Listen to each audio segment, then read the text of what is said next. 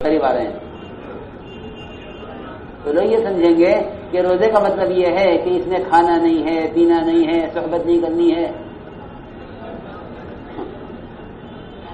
کہ میں نے نہ کھایا ہے نہ پیا ہے. کہ کھانے پینے سے باز رہنا یہ فاقہ ہے، روزہ نہیں ہے. روزہ نہیں ہے، یہ کیا ہے؟ یہ فاقہ ہے. خوب سمجھو، میں نے شروع میں عرض کیا تھا کہ مشقت اور مجاہدہ دونوں میں کیا فرق ہے؟ کہ یہ مشقت ہے کہ ایک آدمی کھاتا نہیں، ایک آدمی پیتا نہیں. یہ کیا ہے؟ مشقت ہے، فاقہ. فاقے پر کچھ نہیں ملے گا، فاقے پر کچھ نہیں ملے گا، مشقت پر کچھ نہیں ملے گا، عبادت پر ملے گا.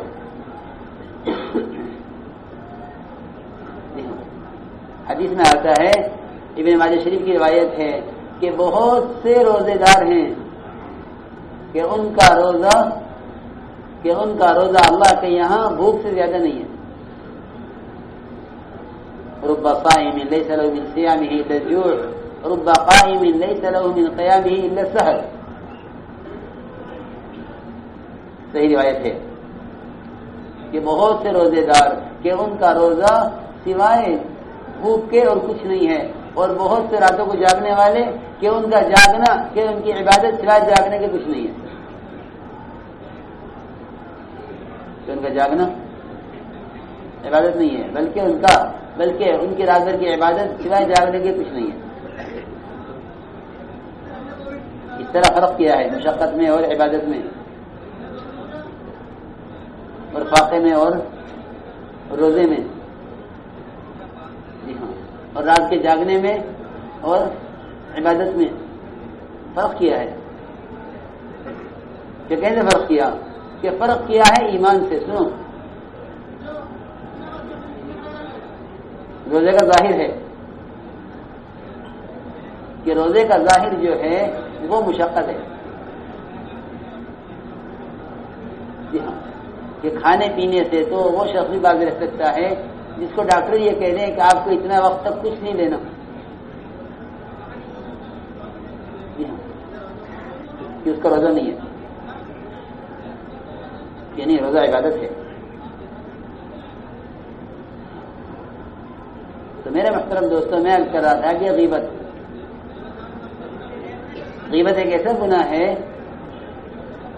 جس کو حدیث میں زنا سے بڑا گناہ فرمایا گیا.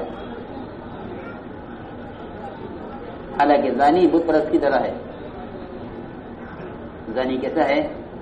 بت پرست کی طرح. لیکن غیبت کرنے والا زنا سے بڑا گناہ گار ہے. اور صحابہ کو تعجب ہوا اس پر. صحابہ کیا نے عرض کیا کہ یا رسول اللہ، زنا تو بڑا گناہ ہے، غیبت اس سے بڑا گناہ کیسے ہو سکتا ہے؟ تو آپ نے فرمایا کہ غیبت زنا سے بڑا گناہ اس لیے ہے کہ اللہ کے یہاں زنا کی توبہ ہے، غیبت کی توبہ نہیں ہے. اللہ کے یہاں زنا کی توبہ ہے لیکن غیبت کی توبہ نہیں ہے. کیوں غیبت کی توبہ نہیں ہے؟ کہ غیبت کی توبہ اس لیے نہیں ہے کہ غیبت کرنے والے سے متعلق ہے کہ جس کی غیبت کی ہے اس سے معافی مانگو. اس کی توبہ اللہ کی نہیں ہے. یہ ہے ایمان، کہ ایمان کے ساتھ عبادت. تو آپ کی مجلس میں جس سے غیبت ہوئی، آپ نے فرمایا کہ تم قرآن پر ایمان نہیں لائے. ما آمن بالقرآن من استحل محارما، کہ ایمان نہیں لایا وہ شخص قرآن پر جو اس کے حرام کو حلال سمجھے. جی ہاں، اس لیے حضور اکرم صلی اللہ علیہ وسلم نے اپنے سارے مدینے والوں کو حکم دیا روزہ رکھنے کا، کہ سب روزہ رکھیں اور کوئی میری اجازت کے بغیر افطار نہ کرے. کوئی اجازت کے بغیر افطار نہ کرے. چنانچہ ایک آدمی آتا، آپ کے سامنے اجازت لیتا ہے، آپ اس کی اجازت دیتے وہ افطار کرتا. اور دو لڑکیوں نے یہ کہلوایا کہ یا رسول اللہ، ہمیں آپ کے پاس آتے ہوئے شرم آتی ہے ہمیں آپ اجازت دیجیے کہ ہم یہاں افطار کر لیں. آپ فرمایا کہ نہیں، ان کو میرے پاس لے کر آؤ، ان کو میرے پاس لے کر آؤ. پھر آدمی آیا کہ نہیں یا رسول اللہ، صبح سے شام ہو گئی ان کو روزہ رکھے ہوئے، آپ ان کو اجازت دیجیے کہ وہ افطار کر لیں. فرمایا کہ نہیں، ان کو یہاں لے کر آؤ. چنانچہ انہیں زبردستی لایا گیا. روایت میں پھر آپ نے پیالہ منگوایا ہے، فرمایا کہ اس پیالے میں قے کرو. تو وہ پیالہ کچے گوشت سے بھر گیا، تازہ گوشت. کچا گوشت انسان نہیں کھا سکتا، لیکن پیالے میں کچا گوشت قے میں نکلا. دوسری سے کہا کہ تو بھی قے کر، اس نے بھی قے کی. تو پورا پیالہ کچے گوشت سے بھر گیا، تازہ گوشت کچا. حالانکہ یہ بات تصور میں نہیں آ سکتی کہ ان بچیوں نے تازہ گوشت کھایا ہو، کہ تازہ گوشت تو کچا گوشت جانور کھا سکتا ہے، انسان نہیں کھا سکتا.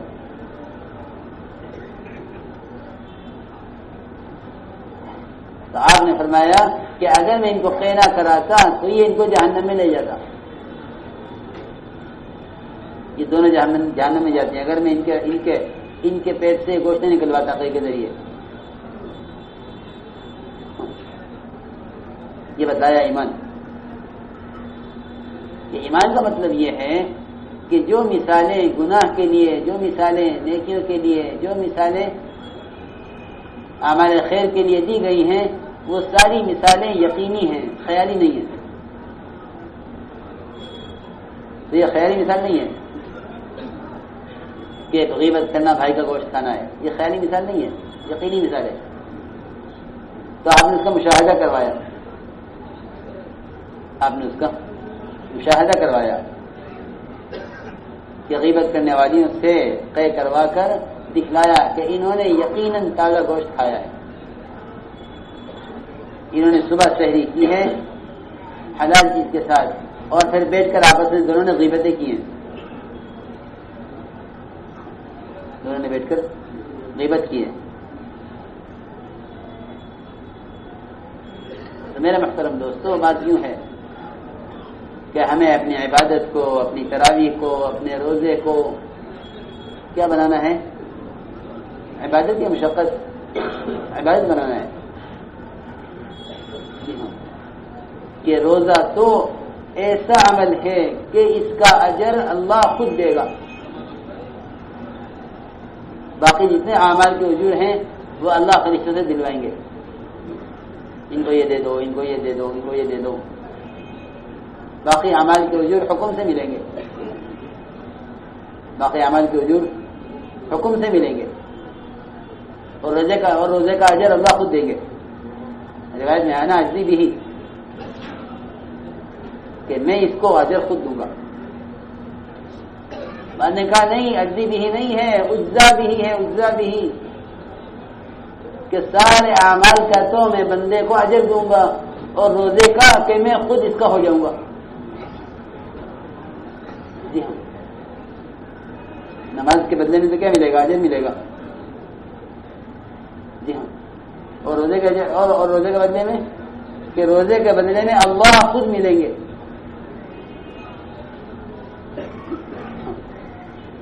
ایک بادشاہ نے اپنا خزانہ کھولا کہ جس کو جو لینا ہے لے لو. تو سب نے سونا، چاندی، جواہرات، دینار، درہم سب لے لیے. ایک آدمی ایک طرف کھڑا ہوا کہ کیا چاہیے؟ کہ نہیں مجھے کچھ نہیں. کہ نہیں کچھ تو لے لے. کہ نہیں مجھے تو آپ کی ضرورت ہے، میں آپ کو چاہتا ہوں. کہ اس کے لیے کیا کمی ہے؟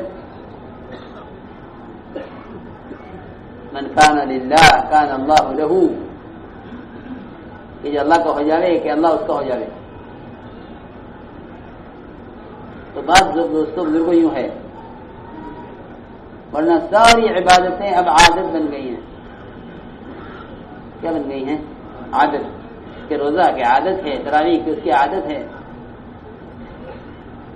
تو عادت جو ہے غفلت پیدا کرتی ہے اور عبادت ذاکر بناتی ہے. عبادت ذاکر بناتی ہے اور عادت غافل بنا دیتی ہے. یہ عبادت ذاکر بناوے اور عادت کہ عادت تو غفلت پیدا کرتی ہے.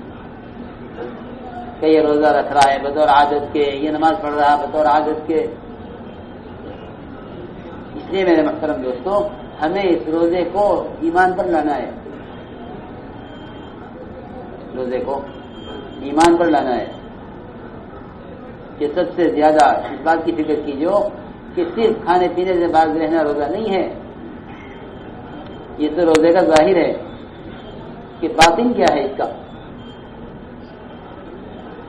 اس کا باطن یہ ہے کہ جس سے ایک شخص نے نماز کی نیت باندھ لی، نماز کی نیت باندھ لی کہ اب سلام پھرنے تک کچھ نہیں کر سکتا. کہ ہر عمل کا ایک ابتدا ہے، ایک اس کا منتہا ہے. کہ جس طرح نماز کی ابتدا اور اس کا منتہا ہے، کہ اس طرح روزے کی ابتدا اور اس کا منتہا ہے. روزے کی ایک ابتدا ہے، ایک اس کا منتہا ہے. کہ اپنے عمل کو سنوارو شروع سے آخر تک. اتم الصیام الی اللیل، کہ اپنے روزے کو پورا کرو. پورا کرنے کا مطلب ہے کہ کھانے پینے سے باز رہنا یہ روزے کا ظاہر ہے. کہ روزے کا باطن سوچو کیا ہے. تو لوگ روزے کے ساتھ غیبت بھی کر لیں، حالانکہ غیبت کرنا کہ یقینی بات ہے کہ یہ اپنے بھائی کا گوشت کھانا ہے. اب پوچھو گا مفتی صاحب سے کہ میں ایک بوٹی کھا سکتا ہوں گوشت کی کہ نہیں کھا سکتے؟ روزہ ٹوٹ جائے گا. کہ آدھی بوٹی کیا ہے روزہ ٹوٹ جائے گا.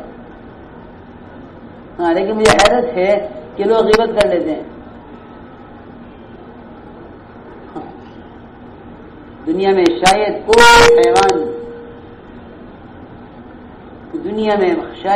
کوئی حیوان ایسا ہو، بلکہ یقینی بات ہے یہ کہ انسان سے زیادہ گوشت دنیا میں کسی چیز کا نہیں کھایا جاتا. سب سے زیادہ گوشت انسان کا کھایا جاتا ہے. سب سے زیادہ گوشت کس کا؟ انسان کا. غیبت کے راستے سے سب سے زیادہ گوشت، جو دنیا میں کوئی جانور ایسا نہیں جس کا گوشت انسان سے زیادہ کھایا جاتا ہو. سب سے زیادہ گوشت انسان کا کھایا جاتا ہے. کہیں کے راستے؟ غیبت کے راستے سے. اس لیے میرے دوستوں بزرگوں، دیکھو یہ مہینہ عبادت کا، دعوت کا. سمجھتے تھے کہ اس مہینے کا اثر اس مہینے کا اثر 11 مہینوں پر پڑے گا. جس چیز کو تم سنوارنا چاہو، بنانا چاہو، سمجھتے تھے جس چیز میں تم ترقی چاہو اس کو اس مہینے میں زیادہ کرو. اس کو اس مہینے میں زیادہ کرو. کیونکہ رمضان کا مہینہ باقی 11 مہینوں میں ترقی دینے کے لیے آتا ہے. جو اس مہینے میں غافل ہے وہ 11 مہینوں میں ذاکر نہیں ہو سکتا. پکی بات ہے. کیونکہ جو اللہ کی رحمت خاصہ کے متوجہ ہونے کے وقت اس سے مستغنی ہو کہ اللہ تو بہت زیادہ مستغنی ہے. جو اللہ کی رحمت کے متوجہ ہونے کے وقت غافل ہو تو اللہ تو بہت مستغنی ہے، اسے کیا پرواہ ہے. اس لیے رمضان کا مہینہ کہ 11 مہینوں کے اندر ترقی کرنے کے لیے ہے. 11 مہینوں میں ترقی کرنے کے لیے کہ ہمیں اس مہینے میں 2 چیزوں میں ترقی کرنی ہے: دعوت اور عبادت. دعوت اور عبادت. ہاں، کہ یہ مہینہ دعوت کے لیے سب سے موزوں ہے. یہ مہینہ دعوت کے لیے سب سے زیادہ موزوں. رمضان، شوال، ذوالقعدہ، ذوالحجہ. میں تو کہا کرتا ہوں کہ جو ہر سال 4 مہینے لگا میں وہی یہ 4 مہینے طے کرنے، رمضان، شوال، ذوالقعدہ، ذوالحجہ، کہ اس میں روزہ بھی ہے، اس میں نماز بھی ہے، اس میں زکوٰۃ بھی ہے، اس میں قرآن بھی ہے، اس میں حج بھی ہے، جی ہاں سارے فرائض، جی ہاں نماز بھی اس میں، روزہ بھی اس میں، زکوٰۃ بھی اس میں، حج بھی اس میں، قرآن بھی اس میں، سب کچھ اس میں جمع ہو گیا، سب کچھ اس میں جمع ہو گیا۔ ان 4 مہینوں کو تو فارغ کر دینا چاہیے۔ ہاں، اور رمضان کا مہینہ، کہ رمضان کے مہینے میں تو دنیا کا کوئی کام کرنا بڑی بےغیرتی کی بات ہے، کہیں گی بےغیرتی کی بات ہے۔ ہاں، 11 مہینے کمائی دنیا، کہ رمضان کا مہینہ خرچ کرنے کا اور عبادت کا ہے۔ 11 مہینے بہت ہے کمانے کے لیے۔ ہاں، تو لوگ کمائی کے نقشوں کی وجہ سے عبادت کو بگاڑتے ہیں، اس کو عبادت کو بگاڑتے ہیں کہیں کے لیے؟ کمائی کے نقشوں کے لیے۔ تراویح کو ناقص کرتے ہیں تجارت کے لیے۔ ہاں، یہ ایک نئی چیز چلی ہے کہ 4 دن میں قرآن ختم کر لو، 8 دن میں قرآن ختم کر لو، 10 دن میں قرآن ختم کر لو، تاکہ تم تراویح سے آزاد ہو جاؤ۔ ہمارا قرآن ختم ہو گیا، حالانکہ تراویح اصل ہے، تراویح اصل ہے۔ تراویح کا پورا کرنا، پورے رمضان تراویح کا پورا کرنا قرآن کے پورا کرنے سے زیادہ ضروری ہے۔ جی ہاں، سنت موقدہ ہے، سنت موقدہ ہے۔ جی ہاں، اور لوگ قرآن پورا کرتے ہیں، تراویح نہیں پوری کرتے، تو قرآن پورا ہونا چاہیے۔ تو 10 دن میں قرآن پڑھیں، 3 دن میں قرآن پڑھیں، بیٹھ کر، سہارے سے، تھکان سے، جس طرح بھی ہو، کہ ایک قرآن تو پورا ہو جائے تاکہ ہم تراویح سے آزاد ہو جائیں۔ ہاں، یہ غلط طریقہ امت میں پھیل چکا ہے،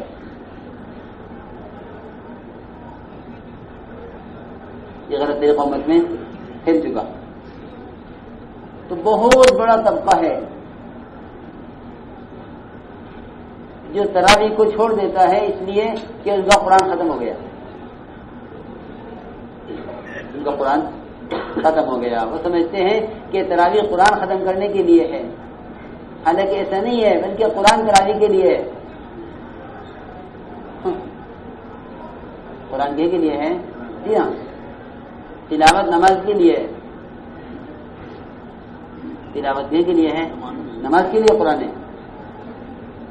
ہاں، سنی بات ہے کہ نماز کے لیے قرآن ہے، نماز اصل ہے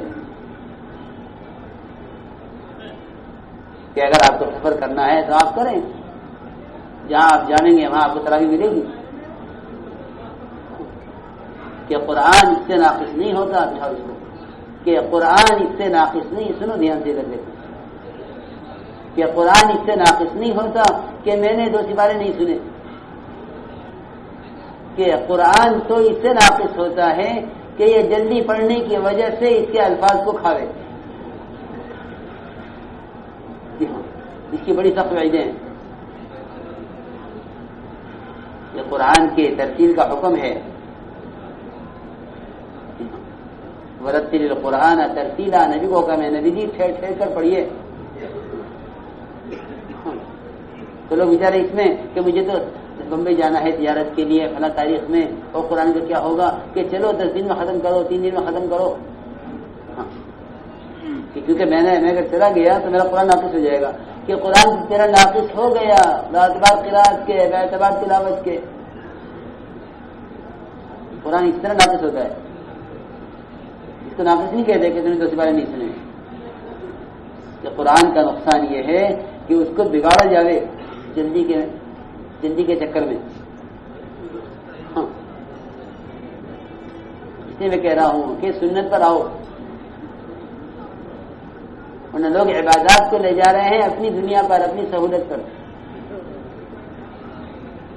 کہ جب ان کی عبادات ان کی دنیا کے تابع ہو جائیں گی تو اللہ رب العزت ان کی دنیا کی برکتیں ختم کر دیں گے. دنیا کی برکتیں ختم اور تنگیاں پیدا ہوں گی. کیا پیدا ہوں گی؟ تنگیاں پیدا ہوں گی. یہ ضروری بات ہے کہ اپنے روزے کو، اپنی تراویح کو، اپنی عبادات کو سنوارو. یہ مہینہ عبادت کا، دعوت کا ہے. لوگ سمجھتے ہیں کہ یہ مہینہ عبادت کا اور آرام کا ہے. ایسا نہیں ہے. کھانے کا، پینے کا اور آرام کا مہینہ سمجھتے ہیں اس کو، حالانکہ یہ دعوت اور عبادت کا مہینہ ہے. بڑے بڑے غزوات رمضان میں ہوئے، بڑے بڑے غزوات رمضان میں ہوئے. یہ نہیں کہ بھائی رمضان میں روزے رکھنے ہیں بعد میں نکلیں گے. رسول اکرم صلی اللہ علیہ وسلم نے اپنے صحابہ کو نقل و حرکت پر ڈالا تھا. اس پر نقل و حرکت، تو رمضان میں بھی نقل و حرکت جاری رہی.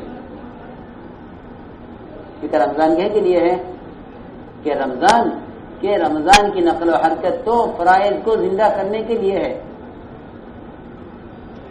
کہ نکلو تم رمضان میں. کہ کے لیے کہ تاکہ روزہ بھی زندہ ہو، قرآن بھی زندہ ہو. جو لوگ نکلنے کا مقصد نہیں جانیں گے وہ رمضان میں نکلنا پسند نہیں کریں گے کہ نکلنے کا مقصد تو یہ ہے کہ فرائض زندہ ہو، کہ نکلے رمضان میں تاکہ تراویح زندہ ہو، روزہ زندہ ہو. ایک جماعت رمضان میں گئی ایک علاقے میں، تو دوپہر کو علاقے والے کھانا بنا کے لے آئے. دوپہر کے کھانے میں تو جماعت نے کہا کہ رمضان آیا ہوا ہے، رمضان. تو وہ یہ سمجھے مقامی لوگ کہ رمضان ان کے امیر کا ہے، ان کے ساتھی کا نام ہے. اتنی جہالت امت میں. اور یہ اس علاقے کی بات ہے جہاں بہت کام ہے، تو بڑا مرکز ہے، بڑا کام ہے. جی ہاں. اور بالکل وہی مرکز سے کچھ فاصلے پر شہر سے ایک طرف جماعت نکلی رمضان میں، تو وہ کھانا لیا بنا کے کہ جماعت آئی ہے، کھانا کھلاؤ. ان کا رمضان ہے کہ کیا رمضان. ماں فرماتے تھے کہ اس نقل و حرکت سے فرائض زندہ کرنے ہیں. تو فرائض کے لیے نقل و حرکت کو چھوڑا نہیں جائے گا. فرائض کے لیے نقل و حرکت کو چھوڑا نہیں جائے گا. ہاں روزہ چھوڑ سکتے ہیں. سنو کہ مسافر ہے، سفر کر رہا ہے رمضان میں. اور صحابہ کرام کے بارے میں حضرت نے جو خط لکھا کام کرنے والوں کو، اس میں لکھا ہے کہ صحابہ کرام رمضان میں بھی نقل و حرکت کرتے تھے. اگر ضرورت محسوس کرتے تھے تو روزہ کھول دیا کرتے تھے، مگر نقل و حرکت میں کمی نہیں آنے دیتے تھے. نقل و حرکت میں کمی نہیں آنے دیتے. اگر ضرورت محسوس کرتے تو روزہ کھول دیتے. چنانچہ ایک سفر میں صحابہ نے روزے رکھے، بعض نے رکھے، بعض نے نہیں رکھے. رسول اکرم صلی اللہ علیہ وسلم اور عبداللہ بن رواحہ ان دونوں کا روزہ تھا اور کسی کا روزہ نہیں تھا. اور کسی کا روزہ نہیں تھا. سفر میں دیکھ کہ سفر میں روزہ چھوڑنے کی رخصت ہے، بعد میں قضا کرے. جی ہاں. عبداللہ بن رواحہ اور آپ صلی اللہ علیہ وسلم ان دو کا روزہ تھا، باقی کسی کا روزہ نہیں تھا. جی ہاں. تو جب صحابہ جا کے اترے تو جن کا روزہ تھا وہ تو جا کے بیچارے پیاس میں، بھوک میں، ضعف میں لیٹ گئے. تو جن کا روزہ نہیں تھا، کہ جن کا روزہ نہیں تھا انہوں نے سارے جانوروں کو پانی پلایا، چارہ کھلایا، اور روزے داروں کے آرام کا، راحت کا انتظام کیا، خیمے لگائے. تو آپ نے فرمایا کہ آج روزہ کھولنے والے اللہ کے راستے میں خدمت کی وجہ سے روزہ رکھنے والوں سے اجر میں آگے بڑھ گئے.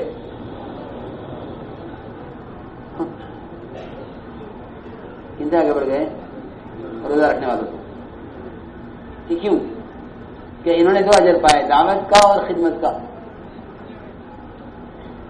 جی ہاں، روایت میں ہے کہ صحابہ کی دونوں قسمیں تھیں، ایک ہی جماعت میں بعض کا روزہ تھا، بعض کا روزہ نہیں تھا، مگر یہ نہیں کہ رمضان کے بعد نکلیں گے کیونکہ روزہ رکھنا ہے۔ اس لیے اکرم صلی اللہ علیہ وسلم نے اللہ کے راستے کی نقل و حرکت کے ساتھ روزے کے فضائل الگ بیان کیے۔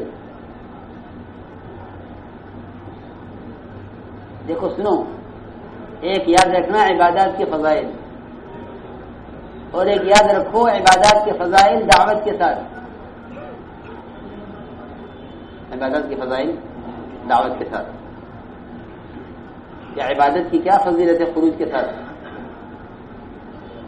میرے محترم دوستوں، بزرگوں، عزیزوں، اللہ کے راستے کی نقل و حرکت میں جو عبادت کی جاوے اس کا مقام کی عبادت کا کوئی مقابلہ ہی نہیں ہے۔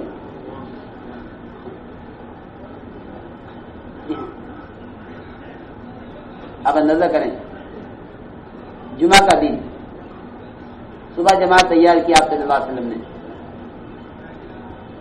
میں آپ کو بتاؤں کہ عبادت کی وجہ سے خروج میں اگر تاخیر ہوگی تو کتنی بڑی فضیلت ہاتھ سے نکل جائے گی۔ سنو دھیان سے، اگر عبادت کی وجہ سے اللہ کے راستے میں نکلنے میں تاخیر کی تو کتنی بڑی فضیلت ہاتھ سے نکل جائے گی۔ اس کو دھیان سے سننا۔ عبداللہ بن رواحہ رضی اللہ تعالیٰ عنہ کو صبح ایک جماعت میں جوڑا گیا،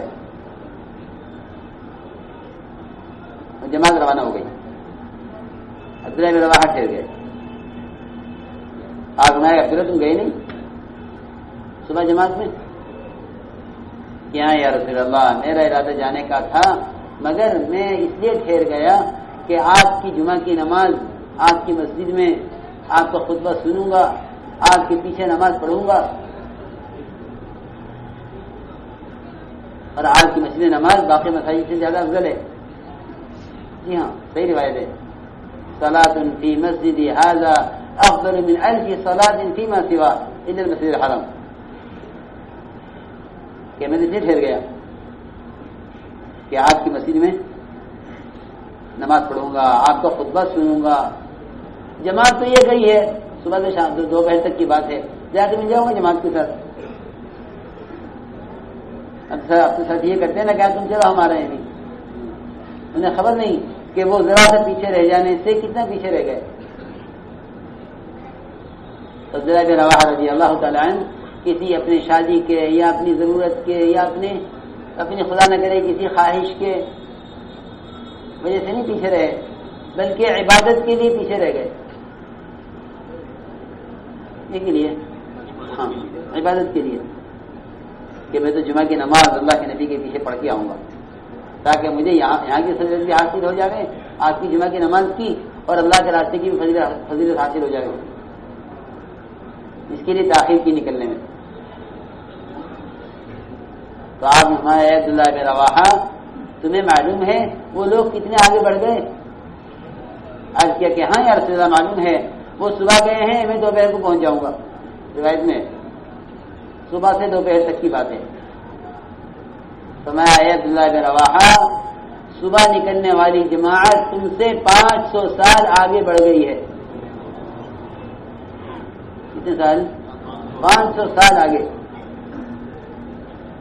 عبداللہ بن رواحہ، ایک روایت میں ہے کہ تمہارے اور تمہاری جماعت کے درمیان اتنا فاصلہ ہو گیا جتنا مشرق مغرب کے درمیان ہے۔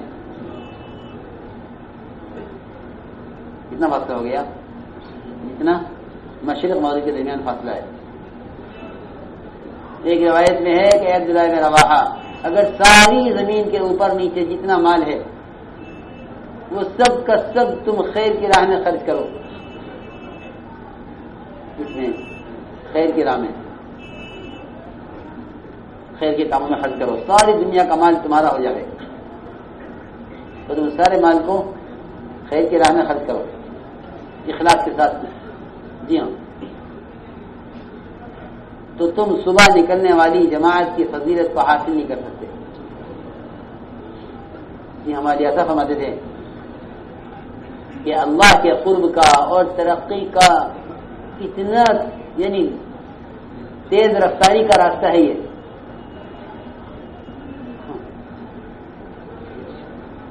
کہ ایک جاویں ہائی وے سے اور ایک جاویں چھوٹے راستے سے گاؤں گاؤں. تو یہ کہیں کہ وہ جلدی پہنچ جائیں گے. یہ کہاں سے آئے کہ امریک روڈ سے آئے, باہر سے جلدی پہنچ گئے. کہ اللہ کے راستے کی نقل و حرکت عبادات میں زیادہ ترقی دینے والی ہے. اس لیے مولانا صاحب فرماتے تھے کہ جس چیز میں تم ترقی چاہو, جس چیز میں تم لوگ ترقی چاہو اس کو اس مہینے میں زیادہ کرو. تلاوت میں, عبادت میں, نمازوں میں, ذکر میں, تہجد میں. اور پھر دونوں طرف سے مدد ملی ہوئی ہے کہ شیاطین قید کر دیے گئے. جی ہاں, شیاطین قید کر دیے گئے. جتنے بڑے بڑے شیاطین ہیں خاص طور پر ان سب کو قید کر دیا گیا کہ شیاطین تو یوں قید ہو گئے اور نفس جو ہے وہ مارا گیا خواہش کے دبنے سے نفس دب جاتا ہے. یہ بہترین موقع ہے تیرے لیے. تو یہ کہ سب سے بڑا غافل ہے وہ شخص جو رمضان کے مہینے کو دعوت عبادت کے لیے غنیمت نہ سمجھے. سب سے زیادہ محروم, سب سے بڑی محرومی ہے یہ کہ جو رمضان کے مہینے کو دعوت عبادت کے لیے غنیمت نہ جانے, وہ سب سے بڑا محروم ہے. کیونکہ اس سے بڑا محروم کون ہوگا کہ جس کی محرومی پر جبرائیل بددعا کر رہے ہیں اور اللہ کے نبی آمین کہہ رہے ہیں. جی ہاں, اسی پر ہے وہ آمین اور دعا. اس کی